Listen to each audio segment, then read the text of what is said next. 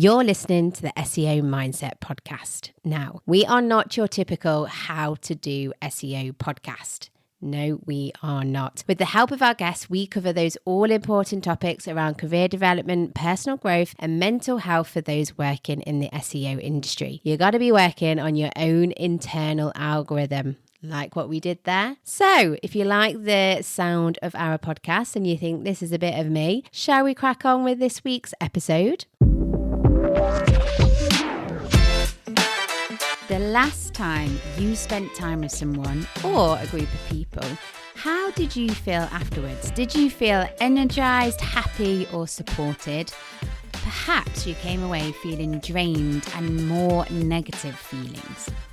Working on our social health and well-being is important, both at work and in our personal lives.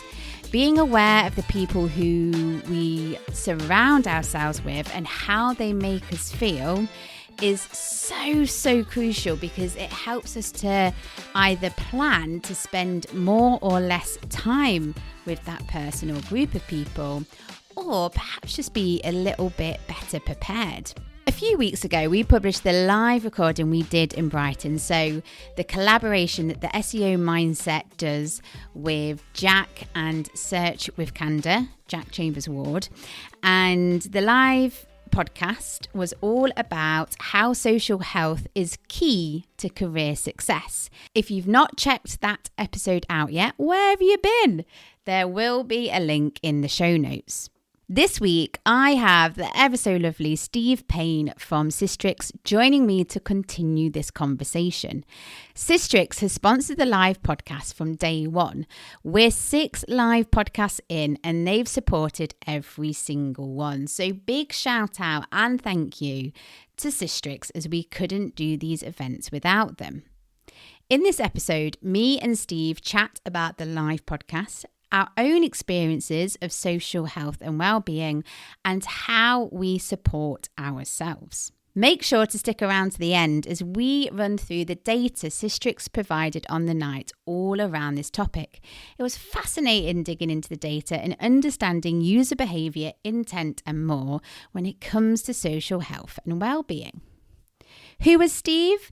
Steve is the marketing manager at SISTRIX, a SEO analysis tool best known for its visibility index that measures how visible websites are in Google search results across different countries. The platform offers modular tools for keyword research, competitor analysis, backlink monitoring, and technical site audits. Steve is the technical and copy editor at SISTRIX, also overseeing the end-to-end processes for all of the knowledge and data journalism content. He has a very long history in online content dating back to before the web was even born. Before we get into it, reminder that if you enjoy the podcast and what me and Tasmin do, you can support us by giving us a one-off donation, which costs the same as a drink from your favourite coffee shop. There will be a link in the show notes to do so. Also, don't forget to rate and subscribe so you never miss an episode. Right, without further ado, let's crack on with this week's episode.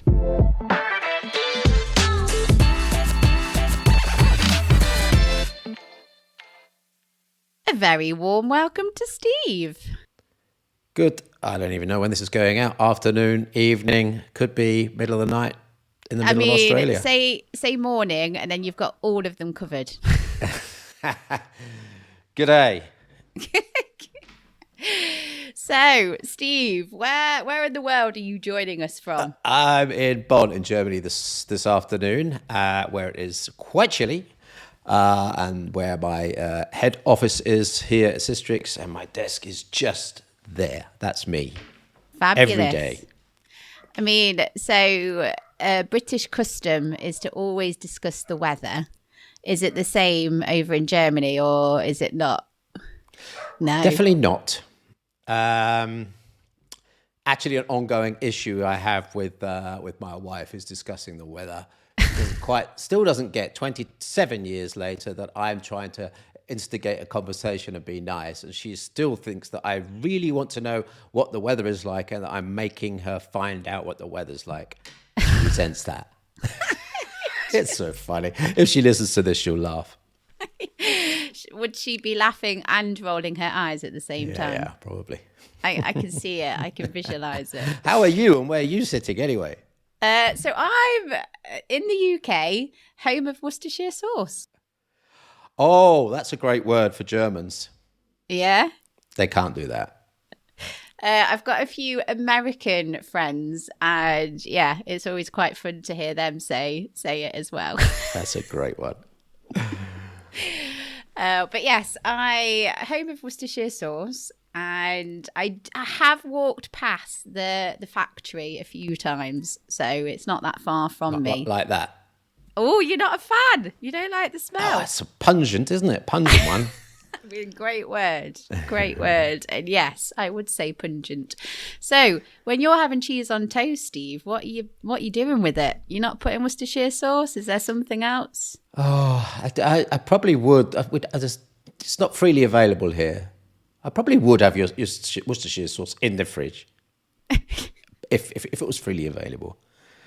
Fair enough. Right. Can I ask you a question? There's a great book in the UK about breakfasts around the UK. I think it was a Guardian journalist took a bike ride around the UK and tried all the breakfasts in all the areas. Have you read that book? It's I can't even remember the name of it. It's a fantastic book, but it goes into things like Worcestershire sauce and OXO and all the different things that form, our breakfasts, different types of sausages. Am I taking it off track? Sorry. I mean, it's absolutely fine because I usually take things off track and it's normally Tasman that brings it back on board. But, sorry, whatever's interesting in the moment. But, Steve, if you do remember that book, I think what we owe to our listeners is that we also pop a link in the show notes because you've teased sauce it. Or brown sauce, I think it's called. Always red sauce. Always red sauce. Now...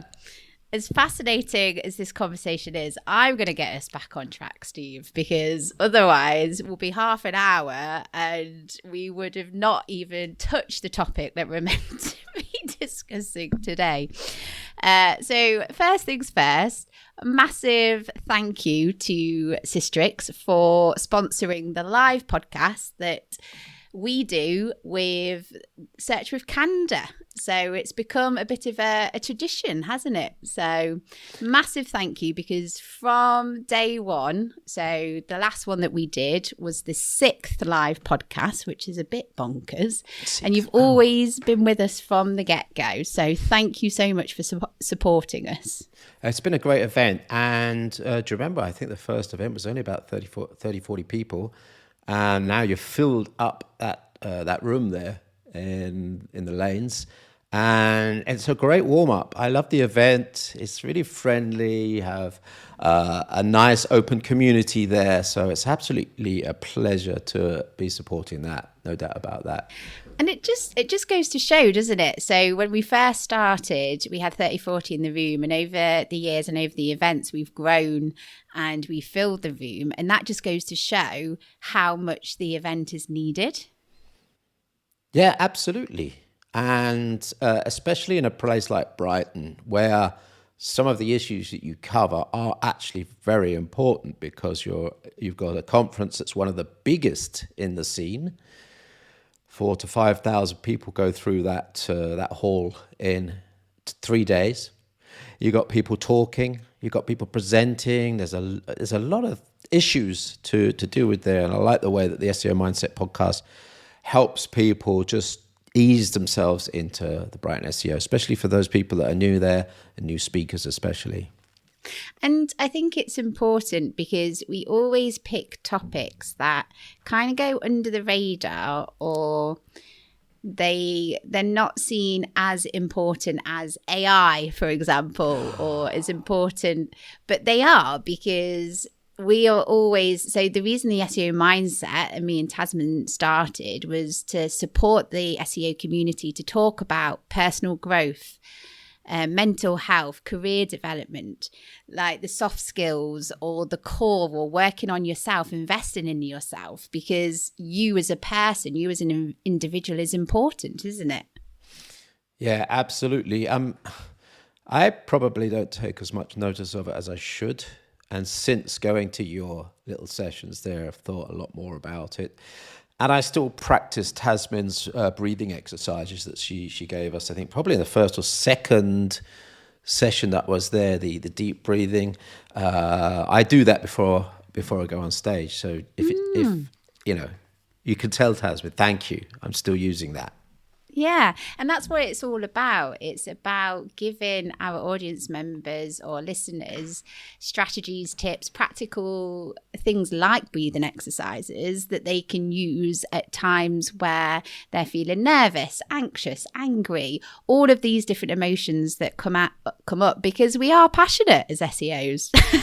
We have all those feelings, especially when Google moves goalposts and is changing things all the time, or there's things that we have to keep on top of, or all that sort of stuff that goes on.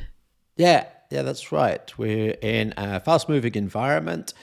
We see stuff happening on a day-to-day basis, which maybe our stakeholders aren't seeing. And to be able to pass that information up and communicate correctly, and then to be able to accept what's coming back down again in a way that makes us feel comfortable, makes us feel confident, makes us feel we've done it in the right way is really important stuff to know about, right? Definitely. So the last live podcast that we did, the topic was all about social health and how it is key to career success. So my first big old question to you, Steve, what comes up for you when we're talking about social health? A lot of new things, perhaps. Let's put this on the table. I'm Gen X. I'm pre-internet. I'm pre-Channel 4, which kind of dates me a little bit. There were 3 channels on the TV when I was growing up.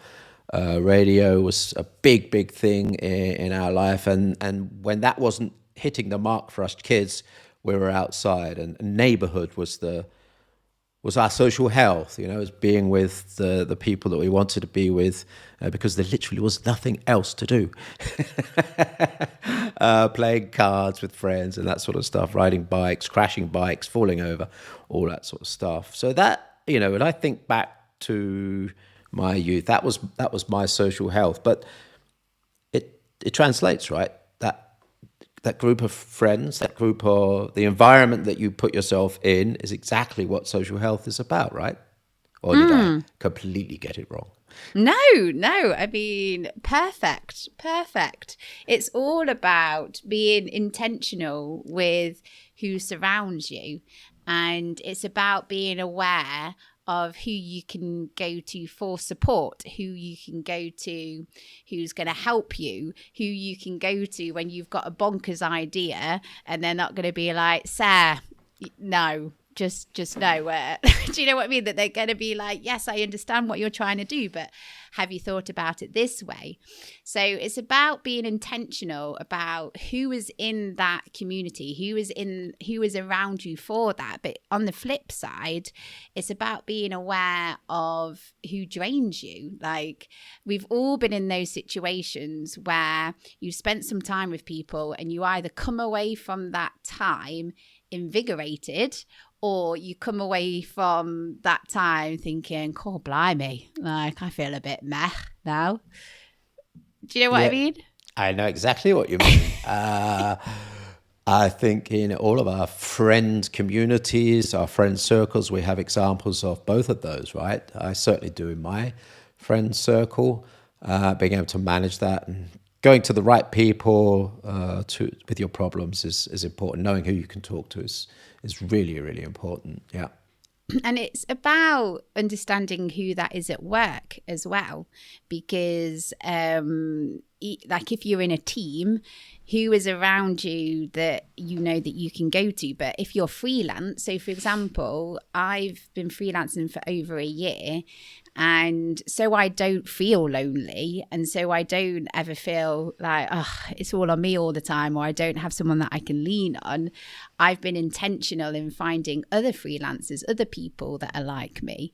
It's quite helpful that my partner, Tash, she's also doing her own thing. So, I mean, there's times where we're passion ships in the week because we're like hustling hard and all of that. You're both working from home, yeah? Yeah. Yes. Right. Well, it's a kind of hybrid because we do also have a space as well.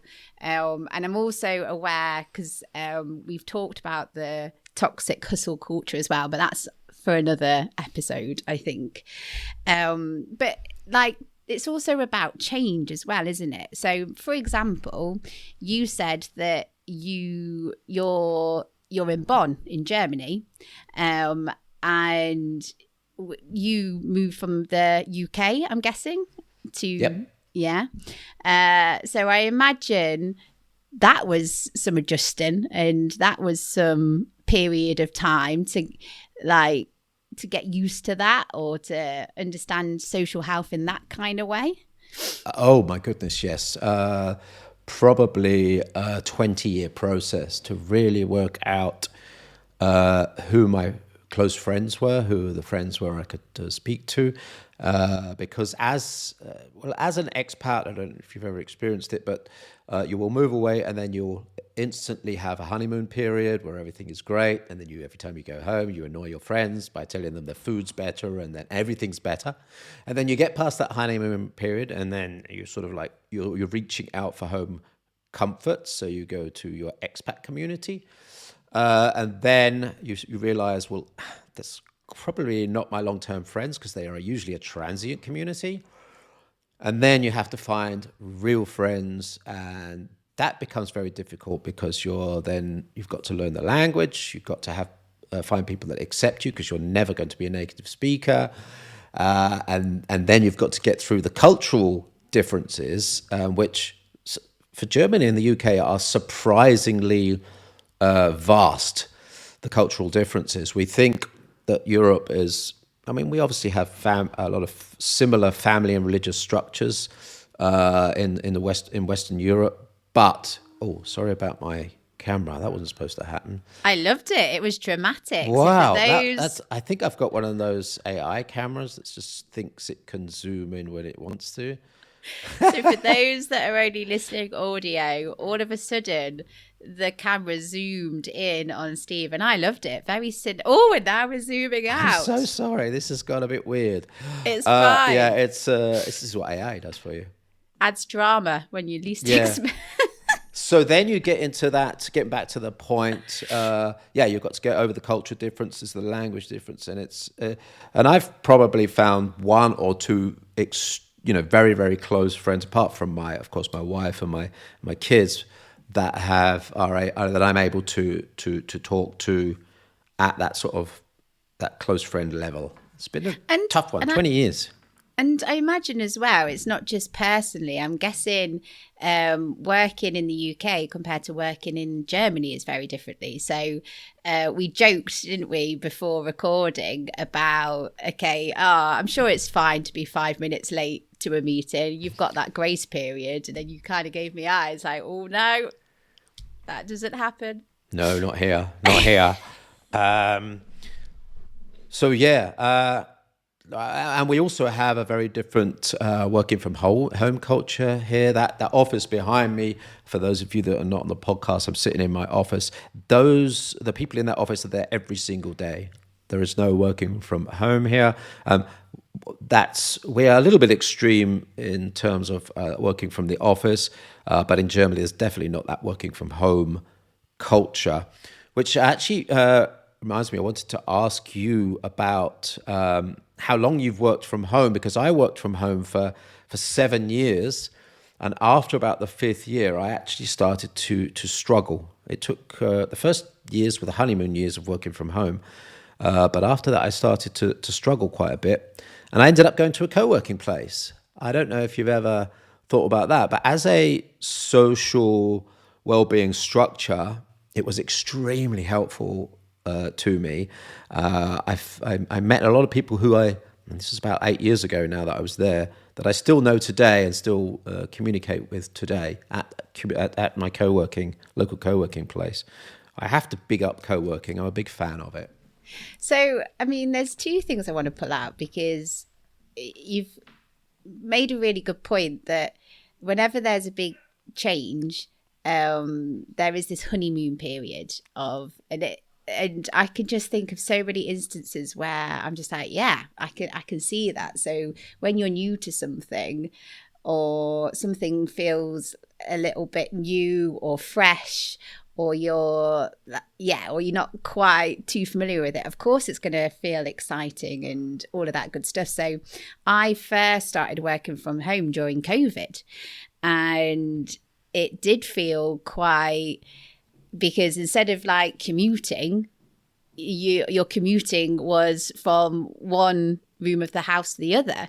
I also remember feeling quite like, yeah, it was quite cool that you could also dress poshly from the waist up, and then like whatever's not going to be on camera, you could be in pajamas. We should both stand up at this point, shouldn't we? I'm not. I have got trousers on. Just for the camera. And that was interesting. But I really hated it. I don't know why. I just hated that COVID period. I felt so blocked in, lonely, unproductive, dirty. I felt that I wasn't, in terms of organization, I felt that things were dirty and disorganized, and I could never get my environment set up correctly at home. I mean, we had kids, so there was that was a problem as well. But my goodness, I really don't have very good memories of working from home in COVID. It was horrible. I mean, it's so interesting, isn't it? Because some people loved it and love it still and still do it and stuff. And I'm on the fence about it a little bit, because I'm a quite social individual. I like being around people. So there are times that loneliness comes into play when you've just been working by yourself. You've been staring at a screen for so long and you've not had human interaction for a while. And having a co-working space, or finding opportunities, going to work in a coffee shop, or finding other ways, meetups, networking, all of that, to have that human interaction. Because I think we are, at our core, humans do need connection. They need to communicate, connect with other people. I get that more people are more outgoing than others. Some people are introverted, some people are extroverted. But I do think that in some capacity, all humans need connection. All humans need time spent with other people. Or I really love working in an office with a team, because if you need to put an idea past someone, or you just want to ask a question, or there's that collaborative feel, it's much easier when you're at office rather than picking up the phone or doing a Teams message and stuff like that. So yeah, I do get it, that it's not all fun and games, but then there are times where I do enjoy working from home if I just want alone time and I need time to concentrate. I don't know, say I'm doing like a big SEO audit, or I'm digging into data, or I'm writing some content and I just need that headspace to really concentrate. Because after COVID finished, so I was working at Holland and Barrett at the time, and they started phasing people back into the office, and I could not get work done. Not get work done at all. Yes. So I suppose it's all about, so what we're talking about is being aware of how you are as an individual, because if you know how you best work and how you best tick, when it comes to social well-being or work or anything like that, you can adjust your environment. Mm-hmm. Absolutely. One last thing I really would like to say to people that are testing this out is do test. Try different environments, because you may think you want to be at home, but you might not have found something better yet. So, give co-working a try. Give the office a try. Changing job is also an option. Although I always say to people that are changing a job, you're going to find the same people that you dislike in your next job. Don't worry. There's always people you dislike in your job. Anyway, that's all I'm going to say on that. But then again, it brings me back to my earlier point of, again, be super aware of those people that drain your energy, because then you can be careful and you can better prepare yourself if you have to spend time with these people, or reduce, or you don't always have to say yes. Like if there's some sort of meeting or if there's something going on, you don't always have to go to these things. So it's about looking after yourself, isn't it? I suppose. Absolutely. Yeah, absolutely. Being more positive about saying no. You said it there. This is I think one of the toughest things, right? To say no, to learn how to say no, be happy with saying no. You've talked about this so many times in your in the podcast, live podcast. It's, I think, probably the toughest thing actually to do in practice. Yes, but the more times you do it, and this is coming from the biggest people pleaser, I'm a massive people pleaser. The more times you get practice at it, the easier it does come. And yeah, it's never going to be easy, but just remember, every time you say yes to something else, you're saying no to yourself. So always think about that, and always be super intentional and be like, okay, this thing that I've been asked for, whether it's a client, whether it's your boss, whether it's a friend, partner, whoever, just think, okay, what am I getting from this? I'm not saying that you should only do stuff because you're going to get something out of it. Like, still be a good human at the end of the day, but still just be intentional, especially when it comes to work, client or your boss. If they've asked you to do something, whether that's a meeting, something socially, or a bit of work, you can say no, and there's ways to say no. So if there's some work that they want you to do, you can be like, if I do X, then I can't do Y, because all the time, resource and effort is going to go on X and we're going to be pulled away from Y. Because some people, well, most people are going to be okay to be challenged. Most people aren't going to be expecting yeses all the time. If they are, that's a red flag. That's a good point. Good point. Right, let's take a pause. And in part 2, so I do a little tease here for our listeners. So during the last live podcast, you, SISTRIX, provided some lovely data all on social health. So we're going to pick some of that apart and see what the data says, which our SEO nerd listeners will absolutely love. Join us for part 2.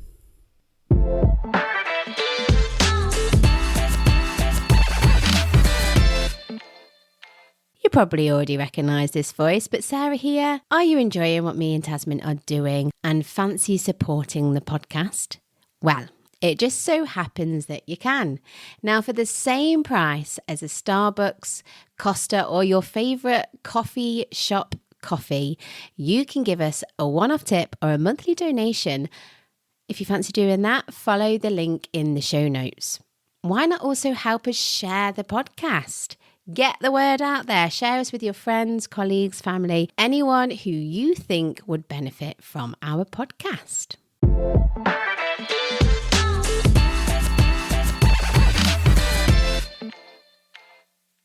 Introducing Clear Narrative Media, a purpose-led media marketing agency that transforms how founders, creatives, and organizations share their stories online. Dedicated to assisting you with all your marketing, content, and strategy needs. Their services include photography, consultancy, and social media management. Clear Narrative Media is here to transport your visions to life. They are on a mission to help you to create awareness, build visibility, and enhance your business and professional growth overall. For more information, head over to their website at cnmedia.com or follow the link in the show notes.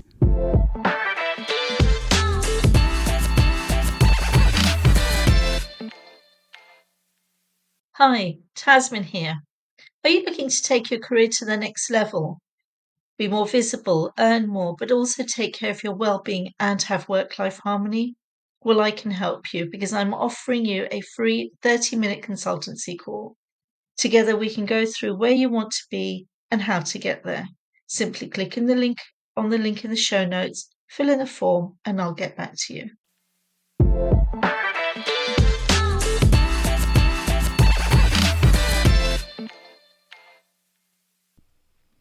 Steve, are you still with us? Yes, I am. I'm still here. I haven't run off to the co-working place yet. You should get commission, You're a good advocate. You should start. But anyway, I digress. So part 1 was good because we were chatting all about social health, getting to know ourselves, self-awareness and all of that lovely stuff. Now, on the night of the live podcast, SISTRIX yourself gave some fascinating data on the topic of social health. So I'm going to hand this bit over to you. Well, thank you. I don't know whether it's fascinating, but there's a couple of interesting things in there. So when I started to look at the data, of course, I didn't have too much background to social health, as you've learned during this podcast. So the data I've come up with, for those that don't know, SISTRIX is an SEO data producer and toolset provider. So we have plenty of tools that allowed us to go through keywords, find related keywords, that sort of stuff. So, of course, the first thing I did was to find out what the social health bubble in terms of keywords is. We did that by looking at Google relationships between the keywords. And I found out that although social health is a popular keyword in terms of search volume, in the UK, social well-being seems to be the number 1 keyword. Okay. What do you think of that? Well, yes, it is interesting because when we came up with the topic of social health, thinking about social well-being in your circle and who's around you, I do know it confused some people because they thought about social health care and they were kind of like, what? Why are you guys doing a podcast episode about social health care? We're like, oh no, that's not what we meant. So it's really interesting that intent is coming through on the Google, isn't it? Because it makes more sense, because I think well-being, that's talked a lot in the UK, whereas maybe social health is a more of a US term. Could be. Yeah, could be. It's funny, the number 2 search volume keyword was social well-being definition. Yes. So obviously a lot of people trying to work out, maybe there's a bit of a confusion. Maybe even Google can't work it out, the differences of the intent of social health and social well-being. So anyway, there's a fair bit of search volume going on there. Funny, I'm looking at 5-year search trends. I think we sent the data out in one of your emails. I'm sure we can provide a link to some of the slides that we sent. But anyway, if you go back to the 5-year search trend for all the keywords, there was about 90 keywords in this bubble. You can see the end of COVID, the peak I'm looking at, I haven't got an interactive chart here, but it's 5 years ago today, which is pretty much the end of COVID. And then you can see annual trends, annual peaks between November and January. This kind of makes sense to me. Does it make sense to you, Sarah, that there's a peak around that Christmas period? Well, it's interesting, isn't it? Because what my thought straight away is during that December period, Christmas and those that celebrate Christmas, it's all about togetherness, isn't it? And being surrounded by people, the different things that you do to be around people, and it will happen in your personal but also at work, Christmas parties and stuff like that. So it's interesting that people are, maybe it's because people are spending more time with people that they're sort of questioning, okay, social well-being, maybe they're picking up how their body is or how they're feeling in different situations, and it's making them research a bit more. Yeah, it may be that they are forced to go with the people they don't want to be with. I think there'll be a few examples of that in your audience. I certainly have it occasionally. But yeah, there was a few searches that were peaking, not greatly, but peaking around that time. I found that quite interesting.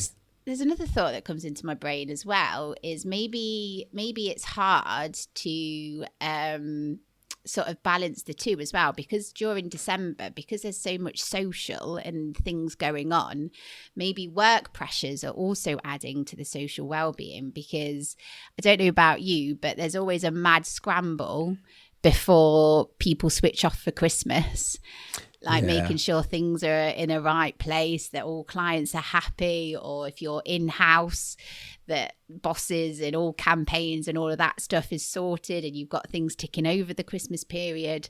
So there might be an added stress there as well. Yeah, there could. I think there is an added stress related to it as well. I definitely seeing peaks around the Christmas period anyway. But it's not a huge peak. And the background search volumes for this in the UK at around 1,500 a month for the keyword bubble of 84 keywords that we identified that were related, shows that there's quite a big background search level for this.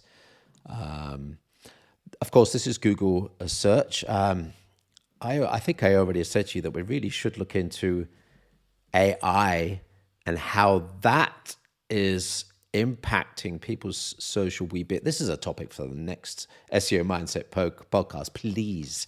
How people are using AI to improve social well-being because of all this positive feedback from AI and all these. Yes, so there, I remember a lady during the live podcast. So what's really lovely about the live podcast is we call it a Q&A session, but it's not really, is it? It's more therapeutic. People absolutely.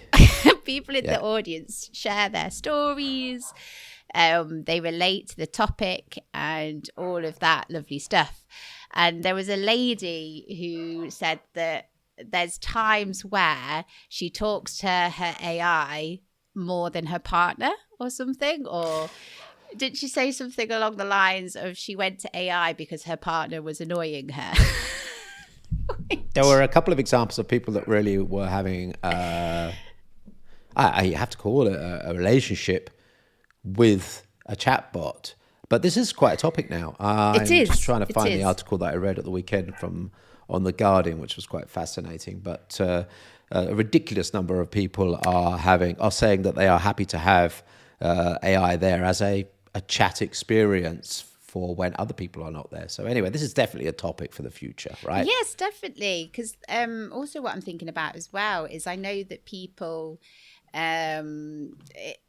people are already using Dr. Google, weren't they? And AI just makes that even more easier, because rather than shifting through all the articles and all the WebMD, all of that Healthline, you get an answer straight there from AI. You also, I'm just thinking our audience as well, maybe people are leaning on AI to help with campaign ideas or help problem solve certain issues. But there is an issue with AI with hallucination. Is that what they call it? Yeah. Where they don't have enough data or they don't have enough content, so they hallucinate and they come up with a suggestion and stuff. So yeah, I know that people are leaning on AI for therapy. So I could imagine, I don't know, you've had a hard day at work, a client's annoyed you, your boss has annoyed you, a team member has annoyed you. So then you go to AI for support. And yeah, it would be really interesting to see the impact and how that rolls out. Yeah, absolutely. Good discussion. I'm certainly no expert on it, so I won't give too many of my opinions here. There were some questions, the PAAs, that came up as well. What are the 5 ways to be socially healthy? What are 10 things related to being socially healthy? What is social health in the UK? What are examples? There's a lot of people looking for examples. Example and definition are the two sort of keywords that come up in the PAAs, the questions that come up in the SERPs. So interestingly, we are actually able to take those PAAs and put them into LLM monitoring, chatbot monitoring. I've got some data. I might spring forward to that in a bit. One interesting stat that came out is that 88% of the search results for these keywords had an AIO in them. So Google was trying to summarize the answer in an AIO box, which is that 88% is huge and higher than the highest sector that I've measured, and in general people are accepting as a very high AIO sector, and that's the health sector. So this is 88% compared to about 60% general for people like healthline.com, NHS. So huge. Google feels very confident in putting AI answers there. I mean, yeah. I mean, talk to me more when you say that they're feeling confident. Well, I suppose it's an indicator that they're feeling confident enough to put the AI box there to say, well, we'll let Gemini answer this. And it's quite interesting because if you think back to sort of 3 years ago when Google was telling us to get our medical information in order, because it was a very important your money, your life topic.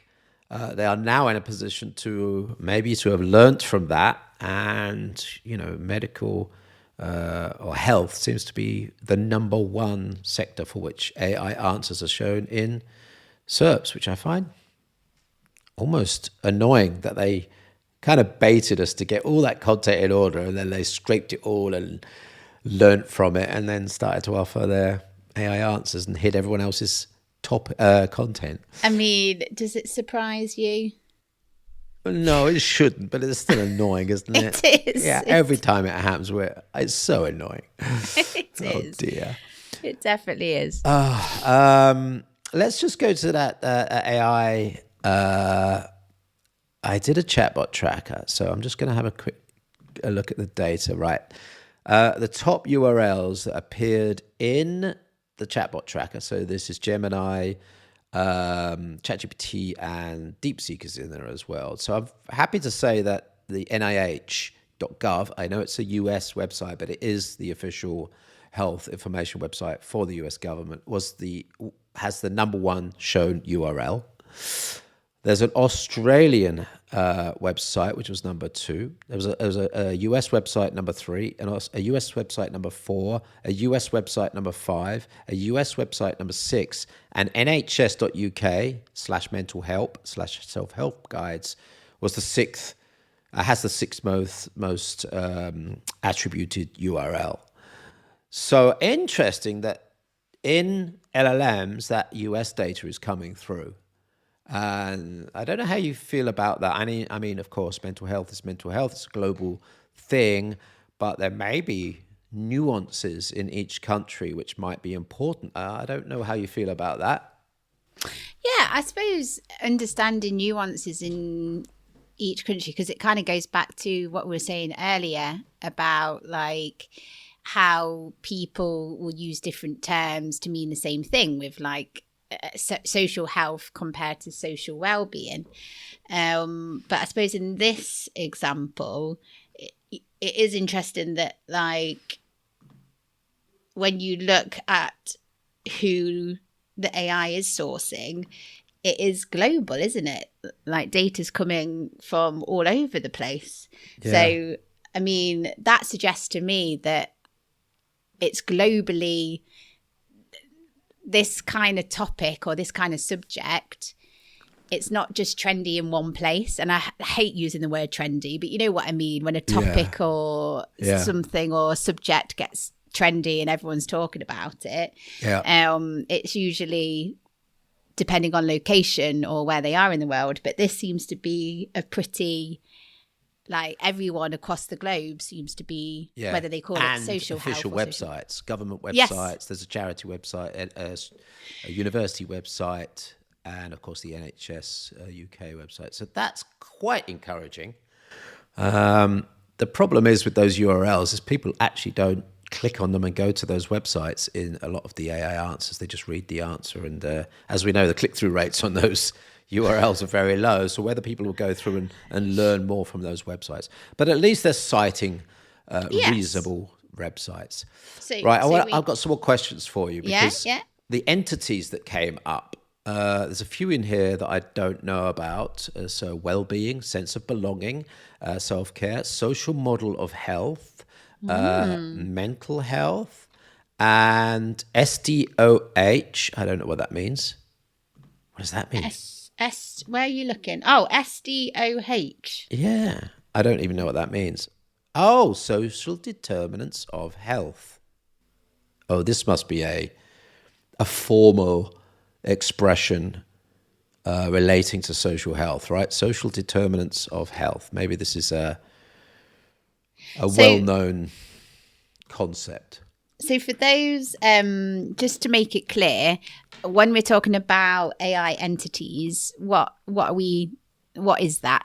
Oh, yes. So those are the kind of non-brand terms that that come up in the AI answers. So we try and pick out any references to entities that are well known. So it could be places, people, concepts, VIPs. I mentioned that, people, brands, and products. Yeah? So that's really interesting then, because there's lots of things in this entities, and what we can do is we'll link to this the slide deck, the PDF deck that Steve put together in the show notes. So go and have a look, because it is interesting. But the entities that are calling out to me is staff burnout, coping mechanisms, emotional management, empathy, framework. Everyone loves a framework, because we joked about this, didn't we, in the last lives, that there's always the 5 Ps, the 44 Zs, the 3 Js of insert topic. Yeah, exactly. They always people love to put the frameworks around them. Yeah. But I suppose it's a way that we learn, isn't it? And the way that we put things into practice. Frameworks. Yeah, but those entities that came out, they were very interesting to me. Mutual respect, public health. Yes, social determinants of health, I think, is a United Nations expression. That might be why that's come up as a kind of a global thing. Well, Steve, I'm very sorry to say this, but look at the time. Like, who knew that time would fly when you get into the SEO data? Just so typical podcast, isn't it? Loved it. Really enjoyed talking to you, Sarah. It's fantastic. Well, you'll be back. You'll be back. And yes, so thank you so much for having this conversation, Steve. And yes, like I said, head to the show notes because we'll make sure that there is a link to this data. We'll also put a link to Steve and a link to SISTRIX. Is there anything that you want to plug? Anything that you want to say about SISTRIX? I want to plug the SEO Mindset podcast live at Brighton SEO in, it will be April the 30th next year, I believe, which is the day before day 1 of the... assuming you're going to do it. Yeah, of course. It's the Brighton SEO tradition. We can't plug that. Tell your friends, come along and warm up in a lovely environment. And appreciate Steve and SISTRIX for always supporting us, because of course we could not do it without support. So fabulous. Right. Before I wrap this up, any golden nuggets that you want to leave our listeners with? No. SEO Mindset Podcast is the only golden nugget you need. I think we've covered a lot. So, yes, it's been a fabulous conversation. And yes, I hope listeners will go away with looking after themselves, because we've talked about our experiences, given some tips there, and the data as well is quite interesting. So make sure to check out that link in the show notes. Well, without further ado, Steve, shall we say goodbye? Take care of yourselves, and until next time. Absolutely. Tschüss. And I'll see you again soon. Bye-bye.